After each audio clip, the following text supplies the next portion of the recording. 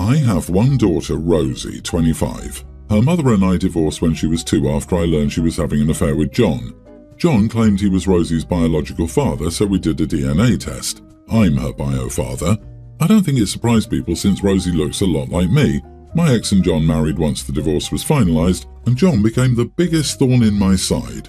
He's always bragged about how I'm not Rosie's only dad and how she would grow up with both of us. He taunt me with things like, she'll like me more one day, you're just one of her dads now, you'll lose both of them to me someday, and things of that nature. My ex wanted me out of the picture, so she allowed this as she thought I would give up.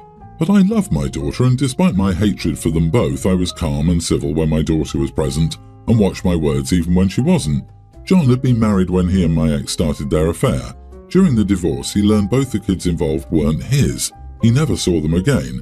John and my ex never had any children together either, so he became determined to take over as Rosie's dad. John asked to adopt Rosie 6 different times while she was young, and she told me about it every time. He and my ex attempted to change her last name to theirs and were denied by the judge. He attempted to get my daughter to follow in his shoes to become an accountant. When Rosie was 14, I was injured significantly and ended up in the hospital for several months, and spent several more in rehab recovering. John took great pleasure in being there while I was not. He often painted it like I was some deadbeat. Rosie was never John's biggest fan, but that was the year he truly poisoned their relationship.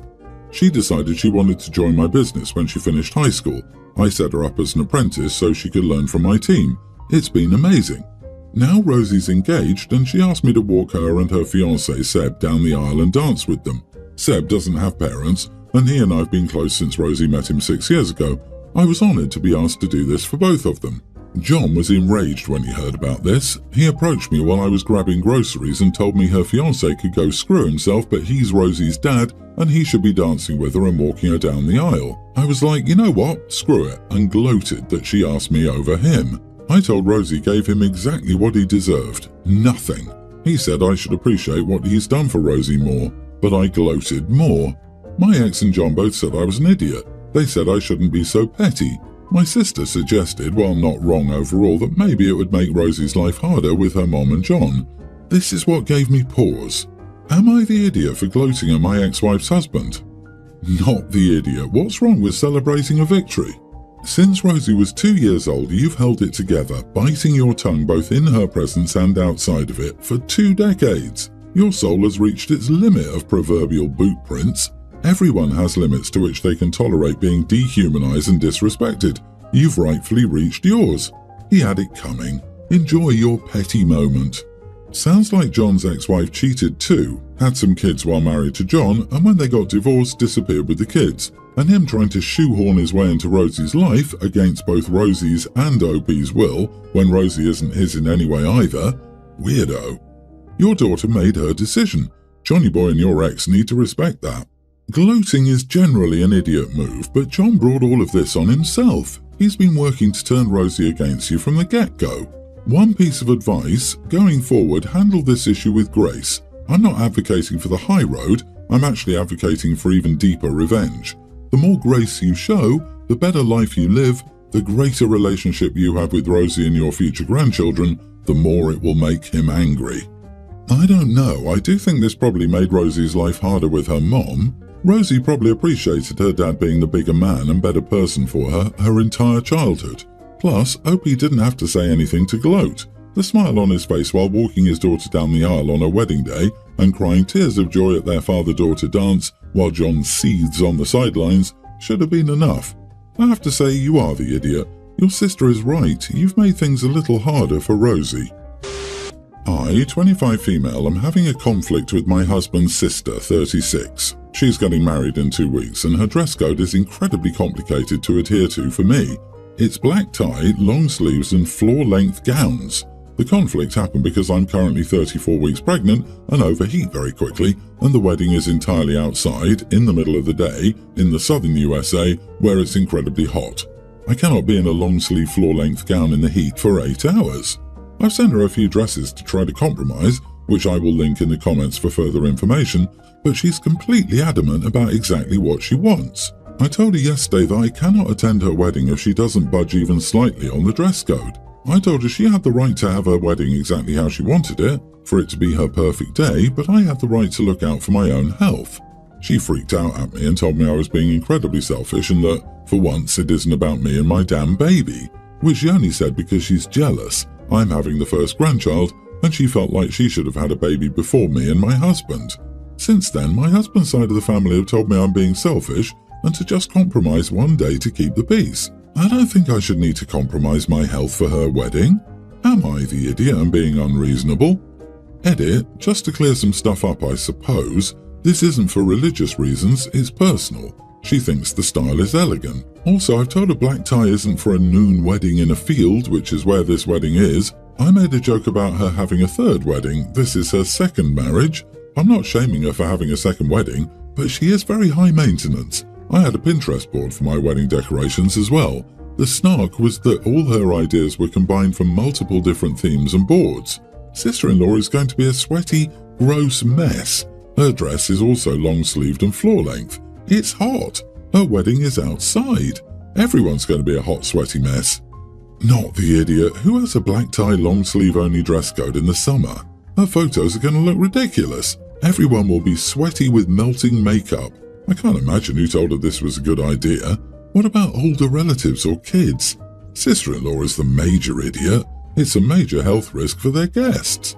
Grabbing popcorn and waiting to see how many people actually adhere to said dress code. Pregnant woman here. Never mind the fact that black tie isn't for daytime at all. There's no way I'd be able to adhere to her dress code. Today I just went outside in just a t-shirt and jeggings in 84 Fahrenheit heat, and I was overheating and I wasn't out for 8 hours. When you're pregnant, your temperature is already higher than normal without being forced to wear black tie attire. OP, tell the flying monkeys to go fly south for the winter. Non-pregnant woman here, and there's no way I could adhere to that dress code, even if the wedding was indoors with AC, unless the AC was the best AC in the world at set to max cooling. Also, you can mention to her that a black tie wedding traditionally happens after 5:30 p.m. She should adjust her attire to a garden party, which would be entirely appropriate. Or maybe she'll revise the dress code for her next wedding. Stay home and don't worry about it. Karma is on its way. My husband and I have been foster parents for over a decade. 2 months ago, we had 4 minor children living in our home. Our tween biological son, our pre-tween and kindergarten adopted sons, and our toddler foster son. Our 22-year-old foster daughter also still lives at home with us, and my 19-year-old biological son spent the summer back home after his freshman year of college. We also have other adult children who don't live at home, but aren't really relevant. 7 weeks ago, we got a call for an emergency placement of 5 siblings. A nearly adult female, a tween male, a pre-tween female, and a younger male. We only had 2 spare bedrooms but had enough spare beds in storage to make it work with the girls in one room and the boys in the other. It now looks like we'll be fostering the 5 of them for considerably longer than we thought when they were placed with us. Because of the large age gaps between the girls, having them share more long-term isn't really ideal. We already moved the boys a few weeks ago. We bought a triple bunk for our youngest foster son's room, moved the new youngest boys in with them, and put the older boy's bed in our middle boy's room. This allowed the oldest girl to get her own room and the 2 younger girls to share. None of this created any drama, and the boys were more than happy to share rooms. Now that my 19-year-old is going back to college, we discussed and eventually agreed on turning his bedroom into a room for our tween girl so she has her own space away from her little sister. He wasn't impressed when I brought up the idea but agreed. However, before he left for college a few days ago, he argued with my husband, complaining it's unfair he's lost his room and has nowhere to go when he comes back home now. My other adult son also contacted me about the situation to essentially tell me it was a bad idea. His brother is really upset, and just because he's been away for college a year doesn't mean he's ready to lose his spot in the house. Last year we didn't need the extra space, so his room stayed empty when he was at college. This year it makes no sense to leave a bedroom empty and to make 2 girls 5 years apart in age share a room. He's still welcome home whenever, and if things change, e.g. he drops out, we can rearrange things again. Losing his room is temporary, as we don't normally have so many foster kids. When our other kids and grandkids visit, they happily use an air mattress in the den or bunk with a sibling, and he can do the same on his school breaks. He'll most likely have his room back by next summer, and if not, we'll figure out solutions then. I've explained all this to him, but he's not hearing me. Am I the idiot? I've bought new decor, etc. for the room, and plan on decorating and moving our foster daughter in tomorrow. Although I respect and applaud you for wanting to help out, I think this is a "you are the idiot." How big is your actual house? I'm counting like 10 people plus you two living in your house, and you're talking about triple bunk beds? I wouldn't be surprised if the older children feel that way too and just aren't saying it. Geez, how tall are their ceilings for triple bunk beds? I completely agree with this. OP does not have space to support the number of foster kids she's committed to, at least not in a way that's comfortable for the kids already in the family. When it starts hurting family dynamics, it's time to stop. You are the idiot, OP. Don't be surprised when 19-year-old son chooses not to come back. Why is it important for your tween foster daughter to need her own room but not for your tween son to need his own room? It really is coming off that you're prioritizing the foster kids over your biological and adopted children, and that will cause a whole host of issues. Or maybe it's those monthly checks. Finally, someone noticed that her tween bio son also lost a room. I would hate her forever. Are you running the whole foster home? It sounds like you just collect kids because of some Mother Teresa syndrome. There's no way you can take care of 11 children that well without your own children feeling left out. You're taking your own children's place, adopted and biological, to the point that your place sounds cramped, and not even your adult children with grandchildren can visit because you're dealing with a toddler and a nearly adult child, among others. I know you've said it's temporary, but by redecorating and making it someone else's, even for a little while, you're making it no longer his.